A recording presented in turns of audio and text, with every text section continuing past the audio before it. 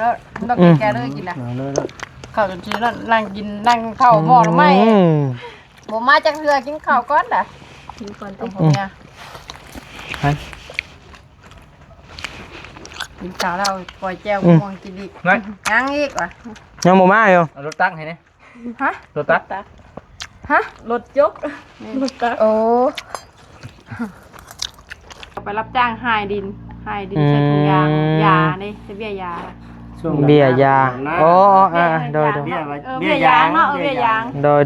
เบี้ยยางจะให้ถุงมันถุงขี้ดินถุงขี้ดินมันเนาะโดยว่าบ่ได้นั่นน่ะมันไปรับจ้างนำหน้าแกงหน่อไม้หรือตีกันปึ๊บเกลือเดือดกว่าปริจองนึงเดือดกว่าแกงหน่อไม้กับคนนี่แหละคักลิ้นนี่พี่น้องเอ้ยป้าลูกโดดสาบอยู่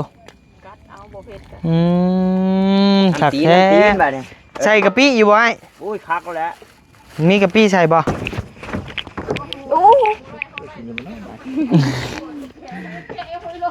มันด้วย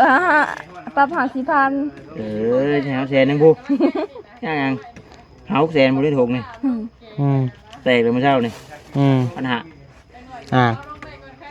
แต่กันน้อยๆวะเอาไปซื้อกินมันมัดชะนั่นไงโอ้ยใช่ปะมันแซ่บไหนแล้วมันก็บ่รู้ว่าทำมีประเด็กเนาะต้องประเด็กตอนแล้วเอาตอนมาต้มใส่ฟองมากินนี่กับบวกอันนั้นจองหนึ่งมันนี่กัน3-4เถื่อใส่นี่พอดอกว่าเยอะใส่น้ำร้ายมาพี่น้องเลยอันนั้นนะเพื่อเฮียน่ะเดี๋ยวเบิ่งเขาเลยได้บ่เอาตักเดียวไปแดกเลยไปแดกแล้วตักไม้จะบ่เห็นมอเตอร์ไซค์ของกินนี่โลบ่น่ามันลายได้เอาเบิ่งเด้อบอกเด้อถอย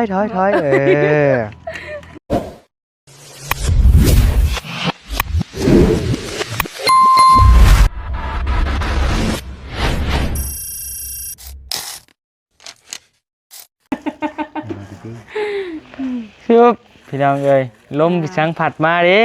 ทำมื้อนี้เนาะเสื้อก็เสื้อคู่อีกสีเทาพี่น้องเอ้ยคือกันนี่ว่าเนาะบ่แม่นย้อนสมัยวัยรุ่นจักติบ่ท่วงนี่บ่ได้นั่นเลยดิบ่นี่เนาะบ่ได้เตรียมกันมาบ่บ่สังเกตซ้ำใจช่างมาวันนี้พอดีแล้วมื้อนี้สร้างสิมาประมาณช่วงเที่ยงเอ้ยประมาณบ่ายๆมั้ยเพิ่นว่าบ่ายๆนึกว่าเที่ยงว่าติสิบ่าย2นี่มานอนอยู่พี่บ่แม่นคือว่ามานอนอยู่พี่แหละจักคนเพิ่นมา3ได้สั่ง3คนแบบเพิ่นว่าสิเอาแบบเร่งมือจวดแล้วนะหักเนาะว้าวเลยก็เฮือนสะพรอยู่ร่องแจ้งก็จวดลีเนาะน่ะเนาะว้าวไวดี8มื้อบ่จักคนสร้างเพิ่นเฮ็ดบ่คือไวจังว่าเฮาก็บ่ได้ติดตามพออันนั้นปานใดได้นั่นแหละเอามื้อนี้ก็พิเศษเนาะทั้งบุญกับบ่าวทองมีนะพี่น้องเนาะพิเศษใส่ไข่มาเยี่ยมมายามน้องน้อยเฮาพี่น้องเอ้ยเนาะก็พิษเทื่อบางทีแบบว่าพิษคือว่าแหละแม่ลูกอ่อนแม่ลูกอ่อนเลี้ยงลูกเนาะแม่นไปไกลเฮายันว่ากับบ่ทันไปดูเหมือนเวลาเมื่อทำเอาลูกโดยไปไกลแล้วก็ไปไกลได้บ่ได้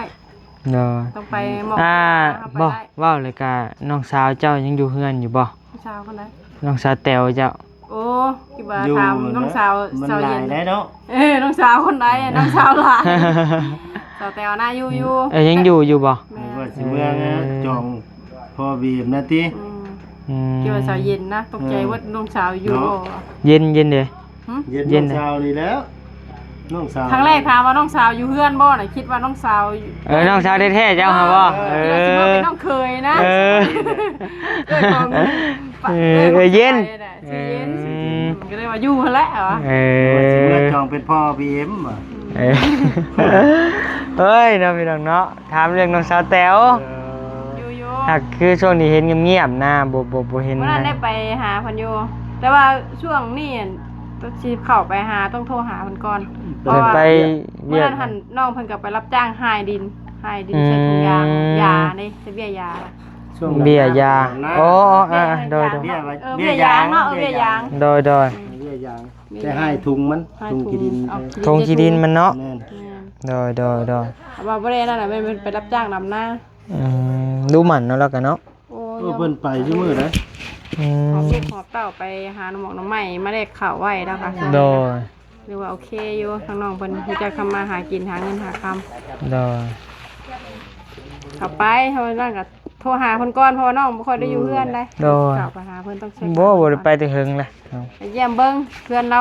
โอ้ยพักหญ้าหลาย เอามาอีกแล้วบ่ปลูกมาอีกแล้ว ไปนี่มีแต่น่าอยากเอาให้ บ่โอ้ยสะเอื้อยเราไปวะ จะไปกันสิได้กันได้เท่าเรานี่ ได้อยู่แล้วผู้ขี้ที่สแตลนะแม่น เราเวียดเนาะแต่เราบ่กี่ทีเนาะมีหยังเรายังหายเนาะ ถามบ่เวียดรถนี่บ่เวียดก็เคยได้ลาตลอด ได้อยู่เอากะ นี่ละก็ไปเยี่ยมเบิ่ง มักเอานั่นเอานี่ให้ มันแล้วแหละตะกี้ เดี๋ยวนี้มักซรีเดี๋ยวนี้ ดีบ่ มักชะลีหลายบ่ โอ้ยพ่นแล้วกันจะเพิ่น เอามาจีกินดิ โอ้มาจี สีธรรมชาติ มื้อนั้นเราก็อยากตัดให้แต่ว่าบ่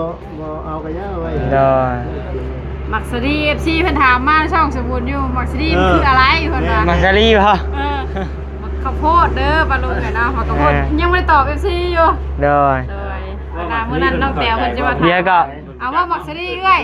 วันนี้ FC เพิ่นก็ถามว่า เราบ่เห็นที่บัดนี้เนาะ อันมักซรีคืออะไรเพิ่นน่ะมักซรีแปลว่านั่นน่ะแปลว่าหยังหั่นแหละ โดย ลืมตอบบ่ได้ตอบเพิ่นเลยคือหมักข้าวโพดเนาะ โดย ข้าวโพดสาลี โพดซรี หมักข้าวโพดบ้านเพิ่นเอิ้น ข้าวโพด พอน้องนิวมาเนาะ โดย สิมานอนอยู่นี่ก็ จังว่าเราอะเที่ยง เรา ๆ แม่ แม่ บ่มา คือว่ารถใหญ่มาเพิ่นแก้เครื่องมือขึ้นมานำ เพิ่นขึ้นมันกับทีมงานเพิ่นเลยบ่ โดย แหมเพิ่นมาเพิ่นลงมือบ่โดนเนาะ จะว่ามามื้อนี้สิก่อเลยพี่จัก ย่านเดี๋ยว ย่านอยู่ เพราะว่ามาบ่ายโมงเนาะมันก็ มันบ่ายเลยได้นี่ฮะ อันนี้เด้เสียงรถแม่น น้องโอกมานี่ดิมาดอกหาแต่ว่า น้องนิวอะ โอ้ดังเด้ กินนี่ได้ ดังเด้ เสียงร้อได้มาก่อน ดังฮ้อคือพายุนี่แหละมา แล้วเพิ่นมาเพิ่นสิตัดบ่ยังบ่ได้ตัดดอกเด็กเนาะเพราะว่าอัน ยังดอกเพิ่นสิก่อแล้ว ก่อกันเพิ่นเอาน้ำเท่าใดเนาะ มืดเพื่อนนี่6ล้านหา บัดเทือนนี่คือก่อบ่รวมสาบบ่ โดย ก่อ ก่อ ตามกบ แม่นเรียบร้อยแล้ว 6ล้านห้า โดย ก็ถามว่าแพงบ่ก็บ่แพงแล้วก็ โดย พอดี ธรรมดา พอดีเนาะบางคนหันก็เอากลัวหันก็มีแล้วเพิ่นสิ โด เนาะ ย อ๋อก่อซองห้องบ่ เพราะว่าคะแนนไหลเป็นเม็ดกะลี่เลยมันจะใกล้นะ แม่น ราคานี่แล้วเพราะว่าเราไหลเป็นเม็ดกะลี่ก่อนแล้วเลยเราจะมาลดราคาให้นะ เพราะว่ามันพาสูงเงินน้อยอยู่แต่ว่าพาสูงอะนะ แม่นความสูง โดย บ่ได้ต่ำเนาะ แม่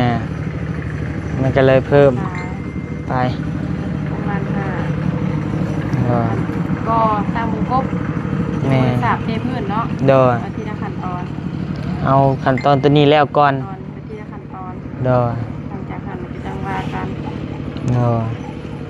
ไปโอเคพี่น้องเดี๋ยวจังหน่อยจังว่ากันทางนั้นกำลังแกงหน่อไม้อยู่มีแต่ทางสมบุญกับไอ้ทองมีเนาะก็ถ้ากินแกงหน่อไม้กันก่อนจังเมื่อ รอเบิ่งซีมื้อสองไปครัวก่อน โดยผู้เพิ่นเฮ็ดบุบบับอยู่พุ่น ใช่บ่เพิ่นว่า มันสิบ่แซ่บว่าซั่น บ่แซ่บ สวัสดีเด้อบ่เวียดเด้อ หลายคนมันแท็กซี่ ได้โอกาสเลยเอ้ย นั่งเป็น นั่งรอ เลยบาดนี้ จะเป็นเอ้ยดีแบบนี้อยู่ ต้องลงชูเฮ็ดชูกิน โดยพี่น้องเอ้ยแกงหน่อไม้หรือตีกันปึ๊บเกลือ ปริจองนึง เดือดกว่าแกงหน่อไม้กับคนนี่แหละฮู้ฮู้คักลีนี่พี่น้องเอ้ยป้าลูกโดดสาบอยู่คักแท้ใส่กะปิอยู่บ่ไอ้ โอ้ยคักแล้ว มีกะปิใส่บ่ เอ้ยบ่ได้มีครับ กะปิเวียดใส่นี่หอมห้อย ป้า ๆโดยสบายดีเอ้ยโอ้นกกระย่างขาวมื้อนี่ ยังไงเขาก็ใส่สีขาวเลยล่ะ ดีโอ้ครั้งแรกเลยเห็นไอ้ตาใส่สีขาว เอาละว่าบ่ ไอ้ตาใส่ชุดเดินมีเท่ได้เลยคะแนนแล้วใส่เสื้อสไตล์โปโลนี่คือผู้เฒ่านี่ นี่มันเสื้อยี่ห้อนั้นแบบ เออ เขาอยู่ในราชการ เออ ใช่ๆตายืนมึงดู พ่อก็ขั้น ใส่แนมมาเลยคือเดี๋ยวนี้ ใส่เสื้อยืดมา จกตาจก จกแล้ว แข่งอันนั้น ใช่เดี๋ยวนี้แล้วจะหาชื่อเสื้อเดี๋ยวนี้แล้วให้เราใส่ เสื้อยืดนะบางรายแต่นุ่งไปหาอันแนวอื่นพุนุ่งไปเวียดเอาแต่เสื้อมีคอไว้ให้กับคนราชการเพิ่นนี่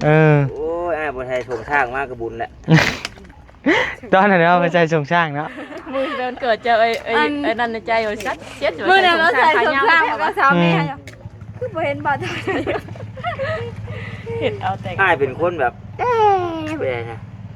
เองโตเป็นเอานี่ วันนี้ทีมหนกขยางขาวว่านี่ น้อยอัด ว่านี่สีดำไว้ เอา อะไร สบายดีเด้อพี่น้องเด้อ โดยสบายดี ว้าว เนาะตาใหม่อยู่ มันมี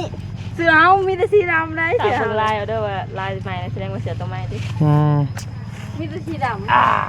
ำ เรื่องบนอยู่บนนอนช่างนี่ที่ว่าในเฮือนรถเนาะแม่นบ่รวมกันใหม่แล้วพี่น้องเอ้ยเนาะ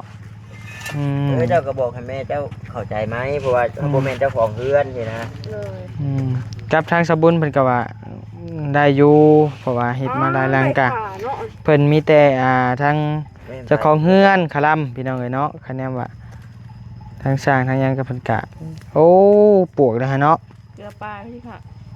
ไปเพื่อนเจ้าเรียบร้อยแล้ว ตอนเลี้ยงปลา เรียบร้อยเลยเฮือนเจ้านี่น้อยเอ้ย จาง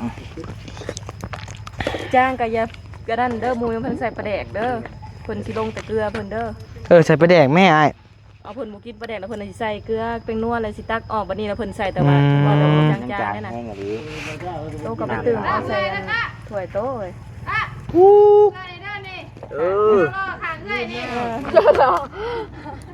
เข้มๆบ่ ใส่แต่เกลือเป็นนัวเนี่ยเอานัวเกลือบ่ต้องนัวปลาแดกเลย โอ้บ่กินปลาแดกบ่น่ะกะ ไม่ได้กิน ถ้าอยู่มีหมู่อยู่สิบ่มีคนว่าใส่ดอก เป็นเฮ็ดกินเล่นน่ะสิได้อดอยู่เพิ่นคันเฮาเฮ็ดแต่เฮาบ่ได้เผื่อเพิ่นเด้ ใจไอเตียงแล้วก็ยังไม่ได้ใช้ได้ใช่ไหมเราเก็บ มันสิแบ่งคู่ค่าคู่นำบ่ได้มีแต่เจ้าผู้เดียวเนาะกับ3คนนำเพื่อนเจ้าก็ปรุงเอาแล้วอ่ะ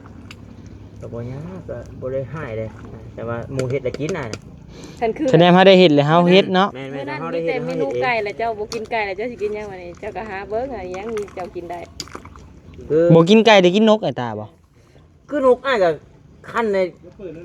นิวคืออ้ายเว้าแหละทำหมูเห็ดนั่นอ้ายกินเบิดอ้ายบ่ได้ตินะแต่ว่าอ้ายเฮ็ดล่ะ เพียนเอาติ กินแล้วแล้วก็มื้อนี้กินก่อนมื้อนี้กินปลาแดกคันเด้ แต่มันคันสิบ่ให้โจมมาคันแต่น้องนิว ได้คลิปนี้มีมวยพี่น้องเอ้ย หนูเราคันไปโจมมาม่วนบ่ท่า อ้าวรู้อยู่มันคันโตกินบ่กินแล้วมาจม เอากับตัวเลือกมีทางเลือกบ่บ่มีแนวกินเว้ เช็ ย ดบาดนี่ ฮะ เถียงเมียว่าเถียงเมียว่า เนาะมัน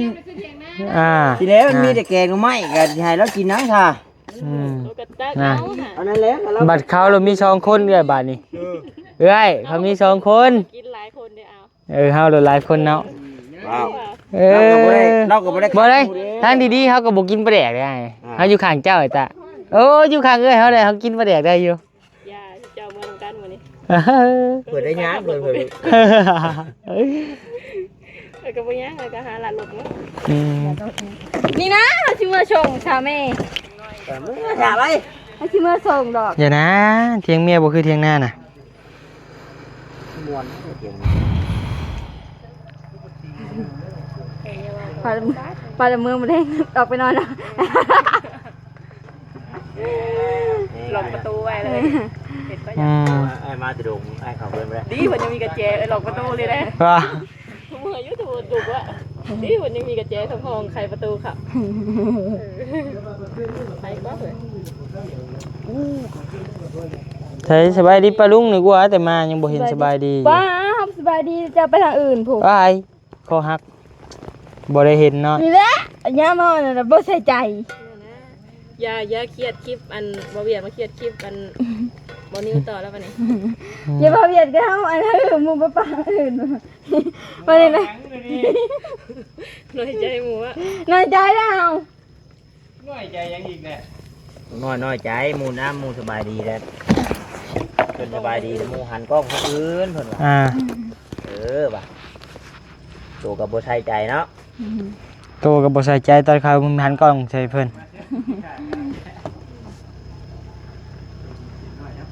แซ่บบ่อ้ายแกงหน่อไม้บ่ใส่ปลาแดกเนาะเอ้ย สำหรับเว้ยหมู่กูกินได้ก็ว่าแซ่บเว้ยกินบ่ได้ก็บ่แซ่บเว้ย บ่แซ่บเนาะ เคยเฮ็ดกิน อาหารบ้านเฮาน่ะมันต้องของคู่กันนะนิว ฮะ ปลาแด แก ก ง นะ เกลือปลาแดกเป็นนัว มันก็ต้องขาด คื ป อ ลาแดก เบิ่ง กูอยากได้ ปิ้ง นะ ไก่ปิ้งอันนกยังเอือบปลาแดก แซ่บเด้กับปลาแดก เอือบแบบทรงเครื่ บ่ อง ต้าน้ำจะเต็มหม้อ ไอ้ายฮู้ว่ามันบ่แซ่บนิวไอ้ายก็ฮู้ว่ามันบ่แซ่บนะเพราะว่าปลาแดกน่ะ แต่มันจำเป็นเฮากินบ่ได้เนาะ คือปลาแดกนี่โว้ยมันก็สุดยอดแล้วแหละ หอมจังเลย คือแต่ว่าปิ้งนกปิ้งไก่โอ้ยกับปลาแดกทางเผ็ดเนาะ เอือกปลาแดก ใส่หลายนี่ ได้เอือกปลาแดกก็สุดยอดแล้วแหละ เอาเลยบาดนี้บ่าวเวียดกับบ่าวต้าเสื้อคู่กันเฮ้ยเออ มาเชื่อแต่ นกกระย่างขาวเหมือน ก็ได้เอ้ยก็ใส่ก้นหมูได้ว่าเสือ บ่ ขาวลิเพิ่นมาใส่น้ำลังก็ได้ เออ หมู่บ้านนี่สีดำนี่ เออเออ เอาไว้หน่อยมันลวกเลยเอาไปรับผิดชอบเลย น้อยน้อยน้อย ปรับมา เออ ให้มีตะกี้ดำบ้านนี่ก็ดำมันนี่ก็ด เอาคงเสือไปซักเด้ส่งไปซักเด้ ำว้าวเขาก็มีหลายตัวมันคือกันเด้ เอาเอา นอน โอ้มันด้วยฮะปรับ50,000 แถวแสนนึงพูย่างเฮาแสนบ่ได้ถูกนี่ อืม แตกเลยเมื่อเช้านี่ อืม ปัญหา แต่กันน้อยๆวะ อืม เอาไปซื้อกินมันมัดซะน้อย โอ้ย ใช่ปะ บ่แซ่บปานใดแล้วมันก็บ่รู้ว่าทำมีบ่ได้เนาะ เอาตอนมาต้มใส่ฟอง อ้าวมากินนี่ก็บวกอันนั้นจองหนึ่งมันนี่ก็3-4เถื่อใส่นี่พอดอกกัน เนาะเสื้อบวงพัน เดี๋ยวพี่เปาต้าเอาเออเออ ๆซองห้าเลยบวงเพิ่นน่ะ เออ หาใส่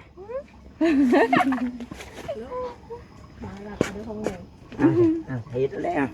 เฮ็ดแล้ว อืม เฮ็ดแล้ว โดนไฟได้ทั้งมือ เออเห็นป่ะ เออ เท้า2คนได้เจ้าเดียวได้ ยอมแล้วบอกแม่ลวกนะ ลวกเอาปลาใหม่ แขกได้เงิน50,000เลยบ่ได้เงิน50,000บ่แล้วเลย อ่า อากาเรตีนค่ะกะเอ้ยมัน คือบนัวจากเถื่อบ่ เอาแล้วปากหมดเจ้าน่ะเบิ่งเอาสิไปชิมนี่โพดเลยได้2-3เทื่อใส่เลย เนาะคนนี้ยังไงดิ เออเบิ่ง แดกอันตอนนี้ ใช่เลยเบิ่ง ไม่น้อยคือกันกับลีแน่กล้องเลยทีนิ้ว อืม กล้องตาอยู่กับบ่ไหวอ่ะ เตรียมน้ำกันได้บ่ บ่แต่ว่ารู้สึกว่าน้ำอยากใสๆอยู่ เอาน้ำลายเอ้ยว่าอย่าใส่น้ำลาย มาพี่น้องเอ้ย สด อันนั้นน่ะเพื่อเฮียน่ะเด้อเบิ่งเท่านั้น แนวมา ได้บ่ เอาตักเดียว ไปแดกเลยไปแดก แล้วตักใหม่ จะบ่เห็นมอเตอร์ไซค์ของกินนี่นะ หึ โล บ่น้ำมันลายนะ เอาเบิ่งเด้อบอกเด้อ อืมถอยเออ ไปเยิ้มโอ้ย ได้แล้วบ่ดีนะ ได้เลยป่ะ เออบ่ต้องซีบอกมันน่าจะน้อยแหละบ่แดกเป็นน้อยยังลงน้ำ ได้แล้วบัดนี้ เฮ้อน วดลึกนะงาน อะไร กูสิไปหอยโทรศัพท์ โอ้ยนะ มันก็เป็ดเถอะวะ อืม โทรศัพท์ไปสิบ่นอกกู มาแล้วพี่น้องมาแล้วนั่งลงเด้อพี่น้องเอ้ยครับเนี่ย นี่ตัวตั้งถ้วยนะ อืมเด่นแล้วบ่ คนยันติดเครื่อง อืมนั่งพี่น้องนั่ง ตามมันปะเราตั้งท้องถ้วย น้อยมาแล้วพุ่นน้อยมาแล้ว แทน มาแล้ว เก่งไว้ เทิบเต็มถ้วยตัวนี้แกงหน่อไม้พิษกัน ทิศกัน จักรยานน้ำ แทนเอา เว้ยจะเป็นตายจะบ่รอดเด้อ บ่ล้มมัน กินได้เลย เนาะ อุ้ยแน่น กูด่าก้อนนั้นนะเฮ้ยกลัว มาแถบ่นะบ่ล้มแล้วเลย หายเอ้ยเด้ ฮันเดอู้เดียวกิโลเมื่อยฮะ มินหนึ่งเนาะ เ มินเลย ปลานี่ของสบุญบ่นี่เฮ้อเฮาหลอดน้ำของเรานี่แหละเอามือนี่โอ้ กินรสนั่น กิน น่ะ รถเอาไปตก กินแห้งแล้วกินได้บ่แบบนี้คือสิไปแล้วนี่เนาะ ได้บ่ได้อยู่ รู้เจอแล้ว ใช่อ่ะ Ừ. บ่แม่น ใช่2ลูกมานั่นดิ บ่ใช่ประเด็กพุ่น โอ้ย อ้าวบ่เชื่อ นั่งพี่น้องท้องปุ้งนั่ง เบิ้งเอา บ่เชื่อแกฮะเจ้าเบิ่งสีนี่นี่คือกันนี่ มานี่ละขึ้นมาขึ้นมา โอ้ยเรามาโจ เด้อ มมา พี่ ต น้ อ อน ง นี้ เด้อ นั่ง ชื่อได้ไงดิ น้อยนะบ่ไปซื้อน้ำก้อนมาร ถก็มีเนาะ กินแล้วกินก่อนกิน จุ ก่ โบ อน แท้รถก็เพิ่นชื่อให้น้ำก้อนนี่ไปชื่อบ่ได้บ่ให้แม่น้อย เจ็ด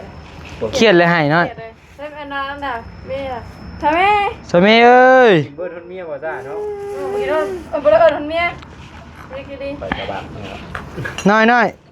อย่ามาสมัยมา ส่วนนี้มันใกล้กับตัวจะน้อ มิ ย ดแง่เนาะ มาฟังนี่มันไม่มีขนาด โอ้ได้อยู่นั่น เฮ้ย เฮ้ย เอาใครแต่บ่ถึกตัวเอง เกือบมาทานหน่อยไปจะไปกิน มา บ่ แม่บ่ดิว กิน แซ่บ นั่ง แกงเอาไว้แล้วเอ้ยเขากินอิ่มจ้ะ นี่ใบมะกอกแต่ว่า พี่น้องเอ้ยมีแต่เนื้อแซ่บ บ่ ๆเนื้อนัว